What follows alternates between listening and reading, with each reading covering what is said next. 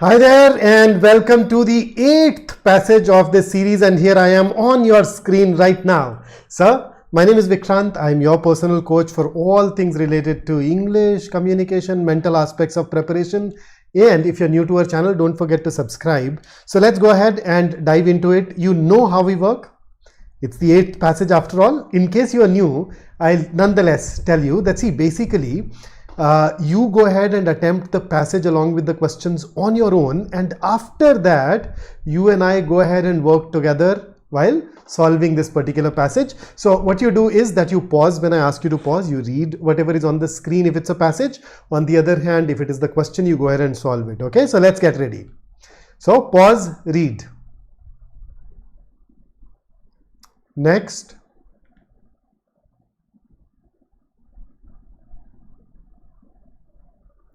Next.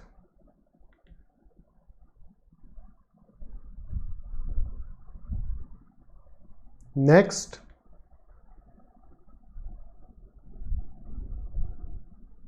Next.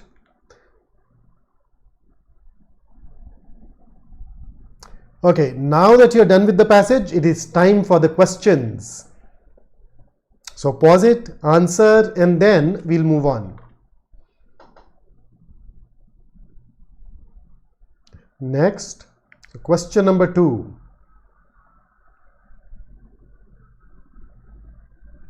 Next, question number 3. Pause, answer. Next. So I hope you have gone on to answer all of these questions. Now is the time for us to go ahead and read the passage together and discuss every question, every answer threadbare. So here is the passage for us. Humans today make music. Think beyond all the qualifications that might trail after this bold statement. Okay, so I think the first sentence is pretty self-explanatory. Humans today make music. Think beyond all the qualifications that might trail after this bold statement. Okay, so what do you mean by a bold statement? A bold statement is in plain language and contains no extra explanation or information. So for example, if I say the announcement came in a bold statement from the official news agency, or the bold truth is that he's not happy. So notice, no extra explanation, no extra information. And if you qualify a statement, it means that you are making that statement less general. You are limiting that statement to a certain boundary. So in a way, to limit the strength or the meaning of a statement, to reduce the scope of the statement. So fair enough. So when you say think beyond all the qualifications that might trail after this bold statement, you think of all the other explanations or information that are going to get added. Things like that only certain humans make music. So you say humans today make music, but then somebody would say not everyone. There are only a few of us that make music, or that extensive training is involved in making music, or that many societies distinguish music specialists from non-musicians. It's fine. That in today's societies most listen to music rather than making it, and so forth. So all of these are basically what? These happen to be the qualifications. Things that add to this statement and limit the scope of its interpretation. Okay. These qualifications, whatever their local merit, are moot in the face of the overarching truth that making music, considered from a cognitive and psychological vantage, is the province of all those who perceive and experience what is made. So there is a word here, right? Moot. Moot means not important or not relevant, and therefore not worth discussing. So for example, if I say, yaar, we don't even have money to afford a bike, so the discussion about which car to buy is a moot discussion. Means that it is not a discussion which is really relevant. So when you say these qualifications are moot, they are irrelevant in the face of the overarching truth if you look at it from the cognitive and psychological viewpoint. So if you look at it from these perspectives, you would realize that music is the province of all those who perceive and experience what is made. We are almost all of us musicians. So we are musicians. Everyone who can entertain to a beat, not necessarily dance, as long as you have that understanding of that, that beat. Everyone who can recognize a repeated tune, not necessarily sing it, just the fact that you can recognize is enough. Who can distinguish one instrument or one singing voice from another. If you can do these, you're a musician. I will often use an antique word recently revived to name this broader musical experience. Humans are musicking creatures. So it's an old word that the author is now bringing back into fashion, giving life to this word again. Next, the set of capacities that enables musicking is a principal marker of modern humanity. So the capacities that allow musicking is a principal marker. It's an important capacity or set of capacities for modern humanity. There is nothing polemical in this assertion. Now, what do you mean by polemical? Guesses? Polemical is, so if you talk about a piece of writing or speech as polemical, it strongly attacks a particular position or it strongly defends a particular position. It can be an opinion, person, idea, set of beliefs. So very strongly attacking or defending. So there is nothing polemical in this assertion. So he's saying that when I say this, there is nothing that strongly attacks or defends a set of beliefs except a certain insistence, which will figure often in what follows, that musicking be included in our thinking about fundamental human commonalities. So all he says is that I insist that musicking, the ability to make music, the way it is defined in the previous paragraph, it should be included in our thinking about fundamental human commonalities. So, you and I both are humans. There are certain things that are common to us. That is why we are put into a particular category called humans. So musicking is also as fundamental as, say, those other characteristics that we use to recognize humans. That's something that is common to all of us. Capacities involved in musicking are many and take shape in complicated ways arising from innate dispositions. Innate is something inbuilt. Innate is something that you're born with. It is a part of your natural abilities. So most of these capacities overlap with non-musical ones, though a few may be distinct and dedicated to musical perception and production. Okay, so there are certain capacities. Most of them, these overlap with other things would basically mean that, hey, you have a particular ability, but that particular ability could make you good in multiple areas, right? So let's say you are good at communication. So if you're good at communication, then it is something that can make you good at public speaking. It can also make you good at persuading, and ironically that may also help you in being a good reader and a good listener. So there are different things where it may help you. So similarly, the capacities that make you a musicking creature, they may overlap with non-musical ones, though some could be distinct. So in the area of overlap, linguistic capacities seem to be particularly important. So we're saying musicking and linguistic capacities, our ability to use language, there is a significant overlap there, and humans are in principle language makers in addition to music makers.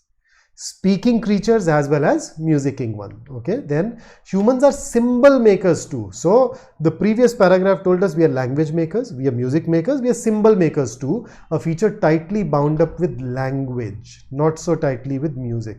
You realize that when we write an alphabet, okay, you write A, B, C, what exactly are these?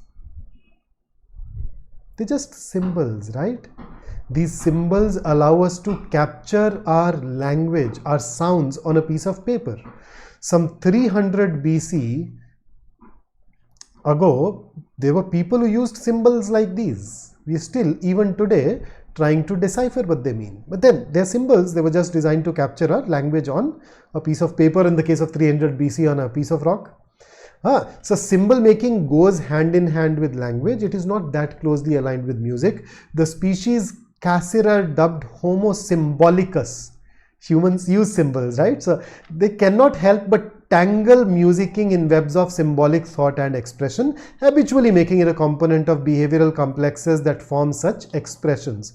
Oh, okay, so because we are symbol makers, because it is part of our nature, we are even bringing that into the world of music making. But in fundamental features, musicking is neither language-like nor symbol-like, and from these differences come many clues to its ancient emergence. Okay, next, if musicking is a primary shared trait of modern humans, then to describe its emergence must be to detail the coalescing of that modernity. So coalescing is where different things come together and fuse and become one. So if musicking is a primary shared trait of modern humans, then if you look at its origins, then that origin will tell you where that modernity, modern humans, where that modernity started. This took place, archaeologists are clear, over a very long duration, at least 50,000 years or so. More likely something closer to 200,000, depending in part of what that coalescence is taken to comprise. If we look back 20,000 years, a small portion of this long period, we reach the lives of humans whose musical capacities were probably little different from our own. Now, you basically know little essentially means no. So, our musical abilities and the musical ability of somebody who was born 20,000 years ago, there is hardly a difference. As we look farther back, we reach horizons where this similarity can no longer hold. Perhaps 40,000 years ago, perhaps 70,000, perhaps 100,000. So say as you go back further, you may notice some differences where you know the present day musical ability and the musical ability of that era can appear to be different. But we never cross a line before which all the cognitive capacities recruited in modern musicking abruptly disappear. So you don't reach a point, let's say 200,000 years ago, before this is that the entire ability is gone. So unless we embrace the incredible notion that music sprang forth in full-blown glory, its emergence will have to be tracked in gradualist terms across a long period. So say, unless music just miraculously appeared in humans, that one fine day, there is this generation where nobody could make music, and then suddenly the next generation could make music in its entire glory. So that's very unlikely, right? So unless you believe in that, you'd have to agree that music or this ability developed in a gradual, slow way over a very long period. Then there is this is one general feature of a history of music's emergence. The history was at once socio-cultural and biological. So there is an aspect of it which is genetic, biological. There is aspect which came from the society.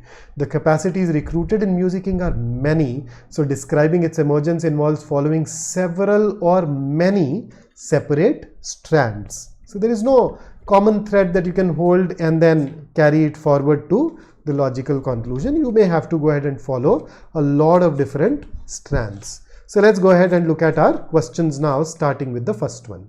Which one of the following sets of terms best serves as keywords to the passage? So there have been a couple of years when this question type was very favored by the examiner. So this is more or less what? A question type that is linked with the main idea, a question type that is linked with our ability to create a mental overview of the passage. So let's go ahead and think. What is this passage fundamentally about? Can we say it is fundamentally about musicking? Yes. So musicking, absolutely yes. So humans are music makers. The author has chosen to call them musicking in the first paragraph. So musicking, yes. Cognitive psychology, no. Cognitive psychology has not exactly been mentioned. Antique, yes, in the first paragraph the author says I would want to revive an antique word called musicking, but then antique is not a key idea, right? It's not a key word, so you can rule it out. Humans are symbol makers, we've brought that to there. Maybe modernity is not a key word, so you can rule it out. B, humans, yes. Psychological wantage, yes. Musicking, yes. Cassirer is is a person, yes, but it's not a keyword. And in fact, for that matter, even when I compare this cognitive psychology and psychological vantage, you remember there is a particular place where the author has said that if you look at it from the cognitive and psychological vantage, then we are music makers. So these are perspectives. These are two perspectives. They're not exactly keywords. And even if it were to be a keyword, you'd combine both of them, you'd not mention them individually. Humans, yes. Capacities, what capacities? We're just focusing on music making, language making, symbol making, so maybe, but then language, okay, yes. Symbols, modernity. No. And then there is a very big problem with C. It does not even talk about music making at all. So I think that is a big miss of a keyword. Without that, we'd not be able to say that it best serves as keywords. Look at D. Humans, okay. Musicking, yes. Linguistic capacities, we are language makers, yes. Symbol making, yes. Modern humanity, yes, because this capacity is relevant to modern humanity. So when I compare, I think we did find some problems with A, B and C. C had a huge problem. A is inserting antique, which is not very relevant. B has cassirer, which is not a keyword. So we are able to eliminate these things, and thus D is going to be our best answer choice for question 1. Let's get into question 2. Based on the passage, which one of the following statements is a valid argument about the emergence of music or musicking? So it talks about A, anyone who can perceive and experience music must be considered capable of musicking. Okay, then B, although musicking. So basically, when you say which one of these is valid argument about the emergence of music or musicking, then here is a relevant part that I would like to take you back to first. Okay, so we are describing its emergence, and these are the things, and here is something that I have highlighted for you. Right? So keeping this in mind, let's see. So A is consistent with the passage. A is mentioned, but it is mentioned in the first paragraph. It is mentioned to prove that, hey, humans are music makers. We are musicking creatures. It is not something which is connected to the emergence of musicking. And therefore, it is out of scope of this particular question and thus should be ruled out. Okay, B, although musicking is not language-like, it shares the quality of being a form of expression. Where is this contrast and similarity established in the passage with respect to emergence? Nowhere. Let's rule it out. 20,000 years ago, human musical capacities were not very different from what they are today. This is consistent with the passage, and it is also stated with respect to the emergence of musicking. Then D, all musical work is located in the overlap between linguistic capacities and music productions. All. Definitely not. There are some traits, some aspects which are unique to musicking, and therefore D is inconsistent. You can go ahead and rule it out. So the best answer for question number 2 will be C. Is it the absolute best? We can go ahead and sit down, create an even better argument, but if you compare the 4, unambiguously C. Then third, think beyond all the qualifications that might trail after this bold statement. In the context of the passage, what is the author trying to communicate in this quoted extract? So here is a paragraph. We have already gone ahead and read it thoroughly. So the author says that, hey, there are people who will add a lot of qualifications to say that no, not all humans today make music. But he says, think beyond all of these qualifications. Look at it from that cognitive and psychological viewpoint, and you would agree that humans today make music. So which of these options comes closest to it? So A says a bold statement is one that is trailed by a series of qualifying clarifications and caveats. No. What the sentence means is that, hey, ignore those qualifications. So A does not mention it. B, although there may be many caveats and other considerations, the statement is essentially true. So say there can be a lot of other qualifications. A lot of people would raise these questions, concerns, objections, but the statement is true. That's what it essentially means when you say think beyond. So this definitely captures that thinking beyond part. Let's look at C. Thinking beyond qualifications allows us to give free rein to musical expressions. No, it will allow us to agree to the fact that humans are musical creatures or musicking creatures. So it's the second half which is wrong. D, a bold statement is one that requires no qualifications to infer its meaning, not something that the author intended when he wrote this. So even D gets ruled out. So the best answer for us will be option B. And with that, let's get into our fourth question. Which one of the following statements, if true, would weaken the author's claim that humans are musicking creatures? So this is a reasoning based question. How do we weaken? When it comes to weakening something, weakening an argument, then in an argument you have a conclusion. Now this conclusion is based on some premises, and it may also involve some assumptions which are nothing but unstated premises. So if you want to weaken, you basically confine yourself to the level of premises and assumptions. You go ahead and create something that proves that these premises or these assumptions are not right, or they are outright wrong, right? So let us go ahead and check. So we are already given the conclusion. The conclusion is humans are musicking creatures. Which one of these weakens it? So let's go ahead. Let's look at A. Musical capacities are primarily socio-cultural, which explains the wide diversity of musical forms. Now there are two different locations that we would like to talk about. The first one is the last paragraph where it says socio-cultural and biological. So to say they're primarily socio-cultural questions that part. Moreover, there is this another part in the passage. Look at this. Musicking be included in our thinking about fundamental human commonalities. Capacities involved in musicking are many and take shape in complicated ways arising from innate dispositions. So this contradicts this innate part as well. So A proves one part that the author has used to prove that we are musicking creatures wrong. So because it proves that part wrong, we can say that it weakens. Okay, let's look at B. Non-musical capacities are of far greater consequence to human survival than the capacity for music. Can I say it is out of scope because the passage is not even focusing on which abilities of ours are more important and which are less important? Does not even talk about it. So it's irrelevant. Let's eliminate it. See, as musicking is neither language-like nor symbol-like, it is a much older form of expression. So the first part is right. The second part is not given in the passage, that it is a much older form of expression. In fact,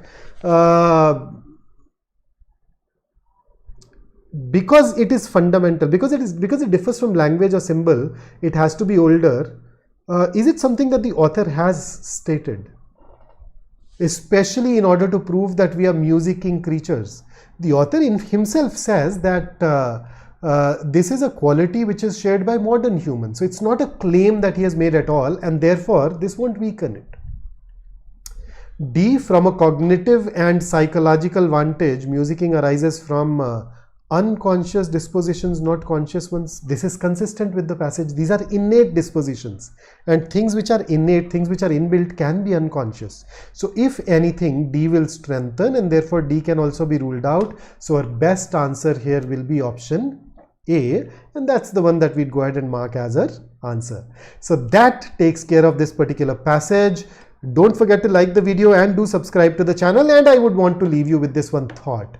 The most difficult thing is the decision to act. The rest is merely tenacity. So once you've decided to prepare for the CAT, the difficult part is done. Now you just need to hang on to that thought and show up to work every day. Keep working and you definitely reach your goal. And I'll see you in the next one. Until then, stay safe, stay focused, and most importantly, stay in touch. Do let me know how I can add even more value to your preparation. So I'll see you in the next one. Until then, have a great time.